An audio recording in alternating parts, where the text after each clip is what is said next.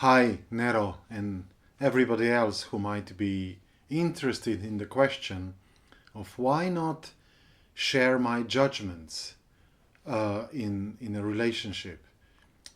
Why does that not work? Especially if we take into the consideration that I really value honesty and I really value authenticity, and I would like to bring that into the relationship with my friend or my partner or my child or parent. Why not then also honestly, authentically share the judgments that I notice in my mind about them? So, I see a few difficulties with that approach. Namely, first one is about clarity, the question of clarity. Then it's about the question of intention, and then the question of responsibility. Let me go through them. The first one is the question of clarity. So, in my understanding, communication has at least two aspects in terms of, whenever I say something, whenever I express something, there are at least two aspects to my message. The first one is, what am I saying? What's the content of what I'm saying? So let's say I choose to share with you my judgment of you, that I think you are a very narcissistic person. And this is what I share with you. In terms of what is it, that's pretty clear. Yeah, the content is pretty clear. I think that you are a very narcissistic person. That's very clear. But the second question, the second aspect of this communication or of this message is why. Why am I sharing it? Why am I sharing it with you right now? What is it that is driving me to share that? Now, people could say, well, I really like to self-express myself honestly and authentically. Sure, you can do that in the middle of the forest as well. You can speak out your heart and express yourself honestly in the forest. But you don't do that. You want to, or, I want to do it in front of you, to you. Why? What's the reason? Now, in my understanding, communication is always about us. In essence, the communication is us trying to be seen, to be understood in something that's alive in us right now, in something that's been moving through our so-called inner world. And that's what I would like to be seen and understood by others, in this case, by you. So basically, I am actually trying to say something about myself, something about the happening in the inner world. Now, suddenly the question of clarity is not taken care of. Because it's pretty, if I say, I think that you are a narcissistic person, it doesn't really make it clear for you what is it that I'm trying to share about myself. In my experience, when I work as a mediator in conflicts and also in other contexts, I very quickly noticed that it is always that what we are trying to share is actually something about our feelings and something about what we are longing for or what we value as very precious in our lives. So probably I'm trying to share with you that I'm upset, that I am disturbed by something I have seen you do, and that I would like to be seen in how much I long for equality, for mutual respect, or something like that. So that would make it clear, right? So why not making it clear immediately? Why disturbing the field by throwing in some judgments that will not create anything connecting, really? Which brings us to the second question, which is that I mentioned at the beginning, which is the question of intention. What is my intention? So I will say certain words to you. I will share my judgment about you with you. What's my intention? What am I trying to achieve by that?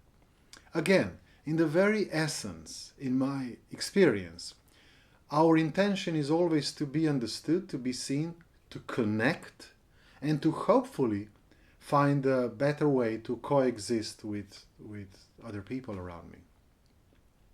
So when I am expressing myself in this way, sharing my judgments, how likely is it that this will deepen or just create connection between the two of us? How likely is it that when I will say, I think you are a very narcissistic person, that you will go, oh, thank you, Robert, so much. This is so meaningful for me to hear. I had no idea. Please tell me more about myself so I can learn and evolve. It's very unlikely. Probably you will hit back because your needs, your longings are not going to be met by me judging you. So if I want to create a connection, why not actually consciously choosing words that I honestly believe will enhance and deepen and or at least make possible the connection to happen. Which sharing judgments, it's unlikely to do so. And the last one is the question of responsibility. What I often hear is people saying, I want to share a thought, a judgment that I notice in my mind. I am aware it's just a judgment, but still I want to share it. I think you are a narcissistic person. So it sounds like by me labeling this or naming it as my judgment and me being aware of my judgment, that I'm actually not identifying with this thought. I'm very relaxed about it, and I'm just sharing it just for the sake of openness and authenticity. I'm a bit suspicious about that. Namely, in my understanding, or my impression is that the person, by saying this, is kind of avoiding responsibility for their actions and words.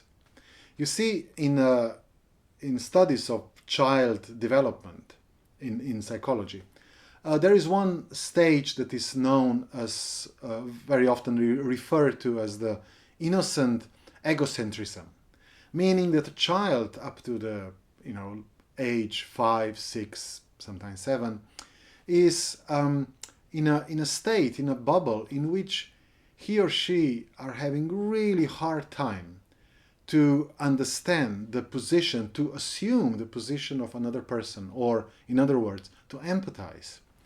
They are so absorbed in their own world that it's hard for them. And then this capacity grows slowly by years. Now, we are 20, 30, 40, 50, whatever your age is. And we are, I would say, adults. And we do have that capacity. We do have capacity to empathize. We do have capacity to project our empathy in the future and to think, if I say this to that person, how will this likely impact that other person? And then based on this projection or the guess of mine, I can make a conscious choice. So it is not a quantum mechanics to figure out that if I share a judgment with another person, it is very likely this person is going to be impacted in an unpleasant way by that, because it is not going to be meeting their needs for connection, acceptance, being seen, being heard, empathy, and so forth. So there will be likely a part of them, a bigger or smaller, that will shut down. It's similar if I contemplate whether I want to express my anger by slapping you. Same thing. I can project. I can empathize that probably me slapping you is going to be a very unpleasant experience for you, and it will create a disconnection.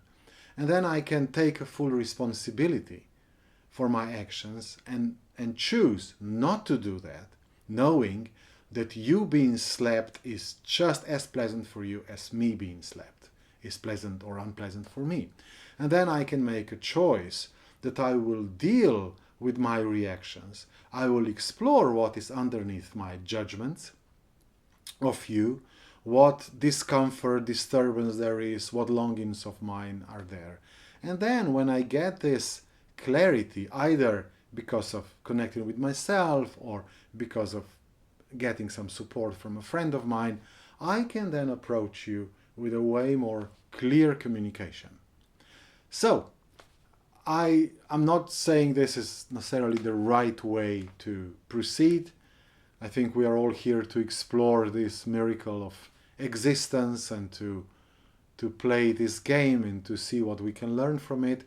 But I'm just sharing what I have learned so far. So I would really think twice or three times before making a conscious, responsible choice to actually share a judgment with another person. I hope this is meaningful.